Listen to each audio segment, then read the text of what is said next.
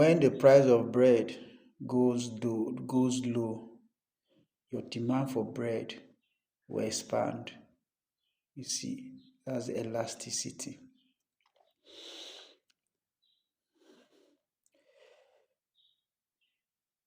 The political class in Nigeria has stretched Nigerians so much. They have stretched Nigerians, I want to think, to the limit, because I do not know what else is to be done to the Nigerian masses before they will rise up and say enough is finally enough. They've stretched us, they've dragged our elasticity. This elasticity has a limit where it could go. So if I go like this, you might not see. So I'll go like this. The elasticity has a limit. So you would notice that while this thing is expanding, I'll have to save my eyes from this. When you are being dragged, stretched, God damn, you are stretched to the limit. That band cuts off and it will hit on the finger of the one stretching it. It hits hard, sometimes on both sides, depending on how it's being stretched. The question I'm asking Nigerians is, how enduring is your elasticity? How much more will the political class stretch you? How much more will they test your elasticity before you could cut off and hit hard on their finger? How much more? Because I can't imagine what else is to be done. You know, when they said snakes swallow billions of naira, they are stretching your elasticity. Monkey swallowed his own, they are stretching your elasticity. It is alleged that Mele Kyari alone took 210 trillion. They are stretching your elasticity.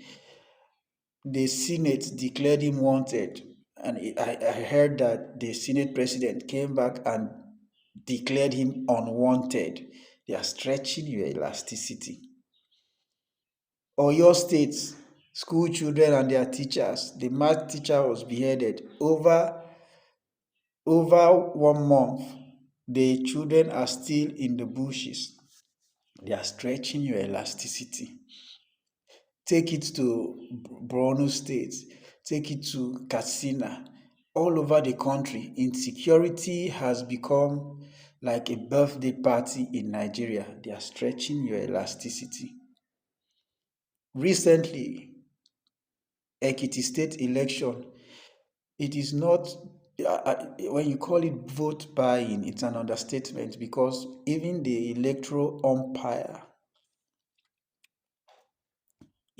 got involved in vote buying.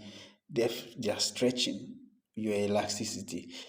You've graduated from school with first class. You've not made use. You don't know what it feels to use your certificate to get a job. They are stretching your elasticity.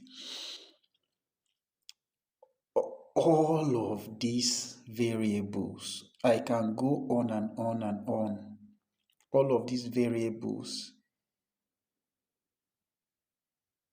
would have stretched our elasticity enough for our band to cut off and hit the fingers that has been stretching our elasticity. For some countries that got into revolution, they weren't stretched in their elasticity as much as Nigerians are being stretched. I am of the opinion that our elasticity have been stretched to the limit. Then we rather decide that the finger that stretched it should always start all over again. Rather than cut off and hit the finger hard, we ask the finger, please, can you start all over again? Encore. That's my opinion because I do not know what else is to be done on the elasticity of the average Nigerian before Nigerians all together decide to say this finger that has been stretching our elasticity must have to stop stretching it. Or as we get to our limit, we cut off and hit it hard. But rather than our bands cutting off and hitting on the fingers that stretch us to our limit, we ask the fingers to start all over again. When we say stuff like pray for Nigeria, we are asking the finger to start all over again. When we say stuff like save our democracy is dying, come out and protest, fix date, Tinubu must go, get your PVC. When we say or do all of those things, we are asking the political class to start all over again with stretching our elasticity because all of those things lead to nowhere. They are like virgin kisses, when a virgin is determined to keep her virginity until she gets married. She might get in a romantic relationship. It could only end with kisses and touches. It leads to nowhere. You will not get to Jerusalem. That's what we do with all of these things we come out to do in Nigeria. No disrespect to prayer warriors or Christian religion or whatever religion that believes in prayer. I do not say prayer doesn't work. Bible say prayer is the key, prayer is the master key. But then, if in 2026 we are still praying for Nigeria to change, it is nothing short of shameful. It is nothing short of shameful because, in practical terms, if it were prayers that would change Nigeria, what haven't Nigerians prayed? We have some of the biggest and most reliable men of God in the world from Nigeria. What haven't they prayed? We have a man of God that drinks tea with God. They are that close. So during one of their tea sessions, why wouldn't he say, God, we've prayed enough, change us? But the truth about prayer is that you cannot pray your way out of a system that was designed to keep you in perpetual victimization. You can only pray on the system. Prey.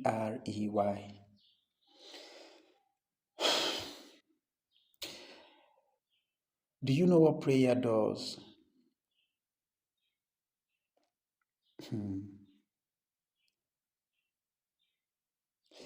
Prayer takes away the efficacy of accountability from governance. The moment you start praying for the leaders to change, for the country to change, you stop holding the leaders accountable because you're now shifting your hope from accountability to prayers. And that's not God's plan or wish for you. God has made you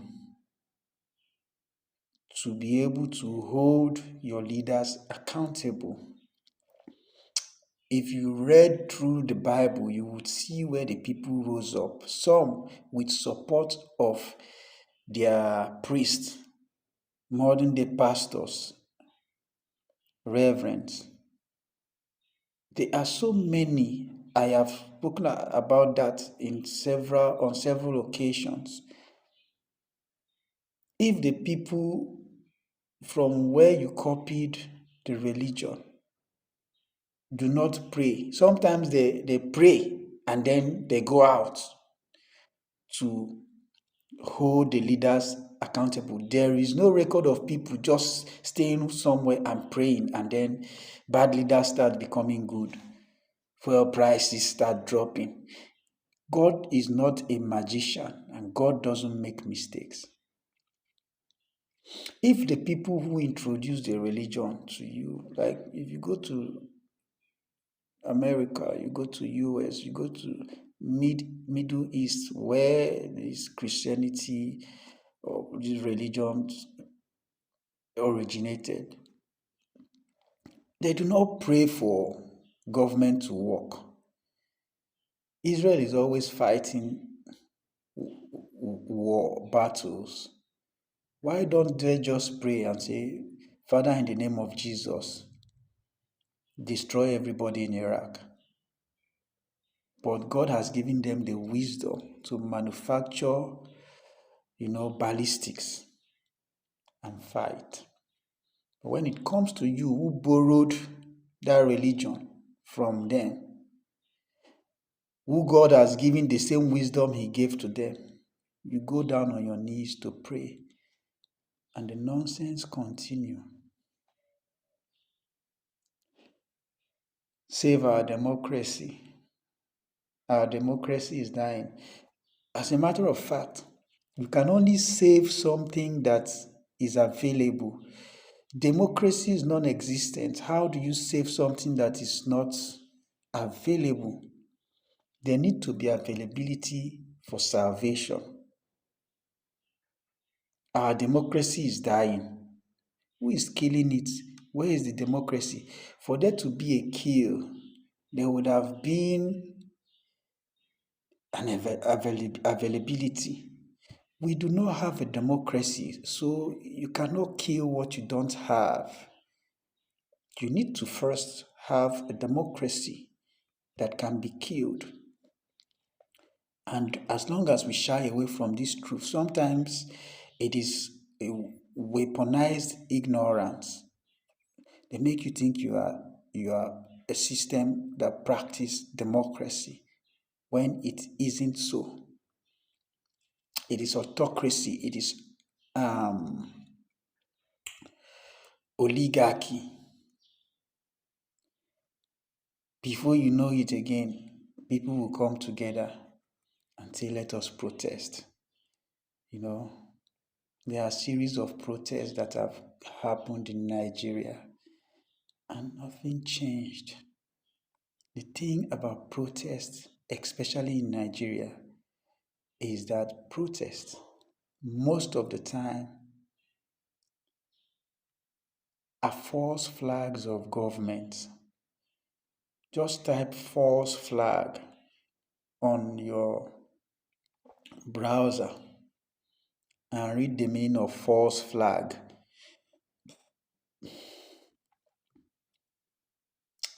That's why you can protest from now till tomorrow. It looks original, but it's mostly sponsored by government just to keep you busy. Because when your grievances have reached melting point, when they've stretched you to your limit, and you are supposed to cut off and hit them on the finger that's stretching you, they'll look for a few of you and pay to ask you to start a protest. That protest will now distract you. You that were supposed to, you've been stretched to your limit. You were supposed to cut off. You start coming back together to join that protest. You are not aware that you are going to protest in a state-sponsored activity. they've contracted you again, and then the stretching starts all over from the beginning. You see why protests don't work? Tinubu must go. We just say all of these things. Oh, we've been saying them. Where has they gotten us? Next one will be get your PVC. To vote for who? I don't know.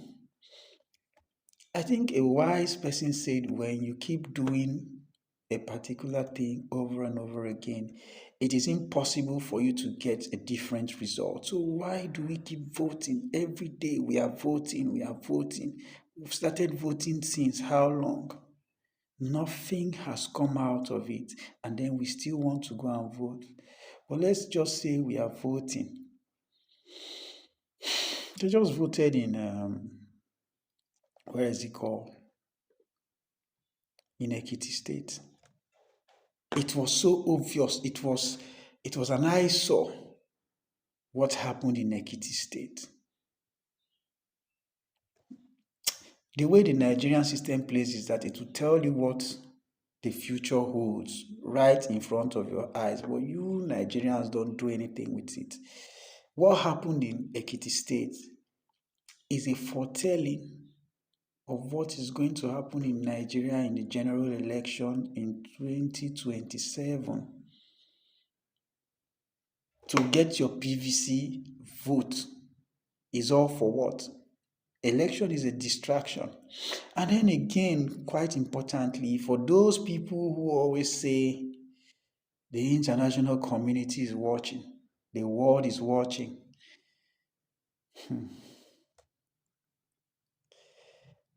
Did you read what the British government or the UK government, that is the international community, said about Ekiti State election? After watching, because we always say the world is watching, after the world watched the Ekiti State election, they gave their vote of confidence. It was a job well done. According to them, they were just some little, they didn't call it vote buying, they called it vote trading. English is not our mother tongue, so the people who have English as their mother tongue knows how to use it.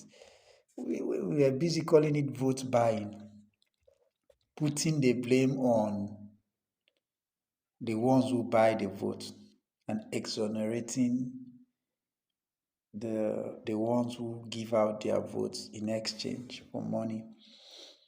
But the UK government called it vote trading.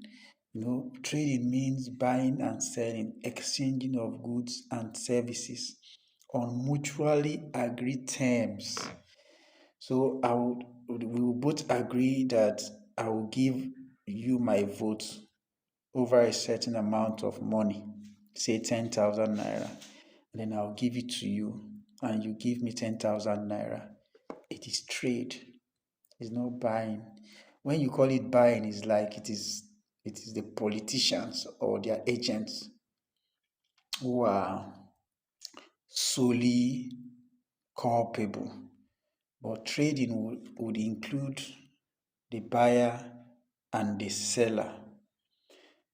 But for me, I beg to disagree with putting any level of blame on the one who sold their vote. It is not right to. It doesn't make sense to sell. But a hungry person doesn't have sense. It is something that should be celebrated when you see someone who is hungry and still sensible. Hunger is supposed to take senses out of your head. Unless you've not been hungry before. A lot of you are, Napo babies. I've been hungry before. I've been hungry. But I am thankful that none of those times did hunger take away senses from me. But that's me. We are not all the same. There are people who would see hunger as a motivator to working hard. There are people who will see hunger as a motivator to committing crimes or selling votes. Principle doesn't work on empty stomach. So me, I will not blame the people who sold their votes. They want to eat. A normal human being will not sell their votes for 10,000 naira and miss out on quality governance that would have given them a life worth living. When you are hungry, you are mentally abnormal. So don't blame them. Contrary to the UK government, it was vote buying. It wasn't vote selling. It wasn't vote trading. It was vote buying. Why will you have to buy the votes?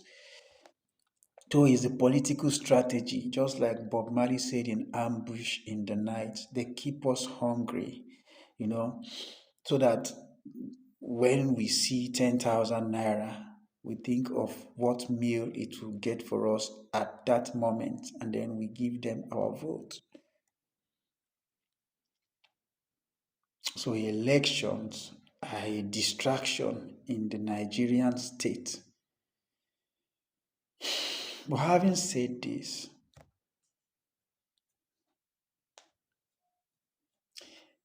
if a rubber band that was a creation of the creativity of man,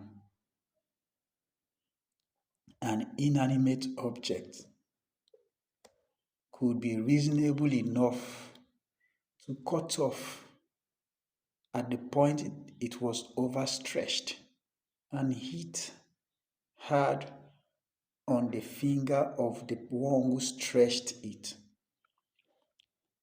How about you, the giant of Africa, the most populous black nation, the ones who have people who claim to be children of Israel, the ones who have some of the brightest stars in the continent and even around the world. If man's creation, being inanimate, could be reasonable enough to cut off an overstretched situation, how long more, how much more would the brightest black nation endure an overstretch? It is something you have to think about.